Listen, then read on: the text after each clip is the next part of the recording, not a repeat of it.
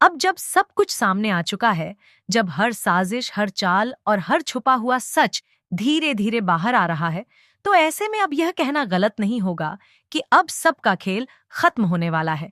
जी हाँ, सीरियल वसुधा अब अपने सबसे बड़े और खतरनाक मोड़ पर आ चुका है। अब जो होने वाला है वह सिर्फ कहानी का एक ट्विस्ट नहीं, बल्कि एक जबरदस्त भूचाल है जो वसुधा, चंद्रिका और देव तीनों की जिंदगियों को हिलाकर रख देगा। असल में कहानी की शुरुआत यहां से होती है कि करिश्मा और मेघा, जो शुरू से ही नफरत, ईर्ष्या और चालाकी की जड़ थीं, अब पूरी तरह बेनकाब हो चुकी हैं। उनका सारा खेल खुल चुका है। चंद्रिका, जो अब तक संदेहों में थी, अब उसे पूरे सच का पता चल चुका है। वह जान चुकी है कि उसके जीवन की सबसे बड़ी त्रासदी, माधव की मौत, एक हादसा नहीं बल्कि एक साजिश थी, और इसमें करिश्मा और मेघा दोनों शामिल थीं। चंद्रिका इस बात से पूरी तरह हिल जाती है। उसकी आंखों के सामने सिर्फ माधव की तस्वीर तैरती है, उसका वह आखिरी चेहरा, उसकी आखिरी सांसें और वो अधूरा वादा जो उसने चंद्रिका से किया था कि वह उसे कभी अकेला नहीं छोड़ेगा। लेकिन अब वह चला गया है और चंद्रिका के पास सिर्फ उसका दर्द और अधूरा सच बचा है। इसी दौरान बाबा साहब, जो अब तक कहीं बाहर थे, जैसे ही घर लौटते हैं, उनकी हालत गंभीर हो जाती है।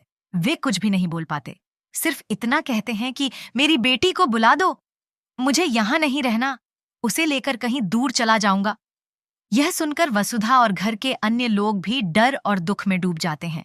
उधर मेघा अब अपने बचाव के लिए एक नई चाल चलती है। वह घर में अपनी बुआ की साड़ी पहनकर उन्हें अपनी साड़ी पहना देती है और फिर घर से भाग जाती है। लेकिन यह भागना सिर्फ जान बचाने के लिए नहीं है, बल्कि एक और साजिश को अंजाम देने के लिए है। मेघा खुद माधव को मारती है और पूरे मामले को उलझाने के लिए करिश्मा एक अलग ही चाल खेलती है। वह खुद को ड्रिंक एंड ड्राइव के केस में पुलिस स्टेशन में जाकर लॉकअप में बंद करवा लेती है, ताकि जब पुलिस माधव की हत्या की जांच करे तो उसका नाम बच जाए। लेकिन जब पुलिस को शिकायत मिलती है तो दोनों, करिश्मा और मेघा, के नाम सामने आते हैं। हालांकि करिश्मा पहले ही लॉकअप में होने की वजह से बच निकलती है, मेघा तब तक गायब हो जाती है। लेकिन मेघा यहाँ रुकती नहीं है। वह गुंडों को हायर करती है और देव पर हमला करवाती है। देव को अगवा कर लिया जाता है और एक अंधेरी जगह पर बंदी बना लिया जाता है। चंद्रिका, जो पहले से ही डरी हुई थी, अब टूट जाती है। उसे समझ नहीं आता कि वह क्या करे। लेकिन फिर वह साहस जुटाकर मेघा से मिलने जाती है, जहां मेघा अब पूरी तरह पागलपन की हदें पार कर चुकी होती है। वह हंसती है, नाचती है और चिल्ला चिल्लाकर कहती है कि अब वह दोनों को खत्म कर देगी, चंद्रिका और देव को। चंद्रिका वहीं से वसुधा को फोन करती है। फोन पर कांपती हुई आवाज में कहती है, वसुधा, अगर हमें कुछ हो जाए तो घर की जिम्मेदारी अब तुम्हारी है। देव का ख्याल रखना, मैं अब शायद कभी लौट ना पाऊं। वसुधा यह सुनते ही सन्न रह जाती है।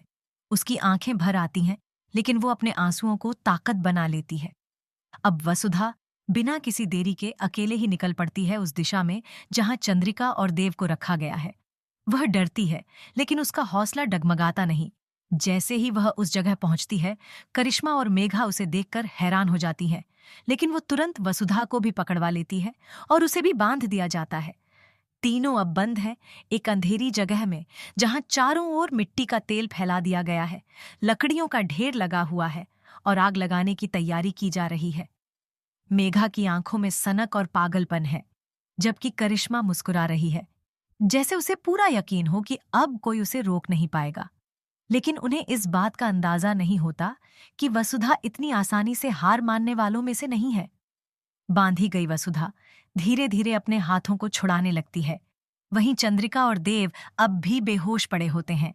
लेकिन इसी दौरान अचानक वहां पुलिस पहुंच जाती है। असल में वसुधा ने जाने से पहले अपने छोटे भाई को एक मैसेज भेजा था, जिसमें लोकेशन थी और साथ ही लिखा था कि अगर वह 1 घंटे में न लौटे तो पुलिस को बुला लेना। उसी मैसेज के आधार पर पुलिस वहां पहुंच जाती है और करिश्मा और मेघा को रंगे हाथों पकड़ लेती है। मेघा भागने की कोशिश करती है, लेकिन पुलिस उसे वहीं दबोच लेती है। करिश्मा की मुस्कान अब डर में बदल चुकी है। पुलिस दोनों को गिरफ्तार कर लेती है। देव, चंद्रिका और वसुधा तीनों को सुरक्षित बाहर निकाला जाता है। लेकिन इस आगजनी की कोशिश में चंद्रिका बुरी तरह घायल हो जाती है और उसका चेहरा जल जाता है। अस्पताल में डॉक्टर कहते हैं कि अब उसकी प्लास्टिक सर्जरी करनी पड़ेगी और इसी बहाने शो में नई चंद्रिका की एंट्री होगी। वसुधा अब घर लौटती है, लेकिन अब वह सिर्फ एक बहू नहीं, बल्कि पूरे परिवार की ढाल बन चुकी होती है।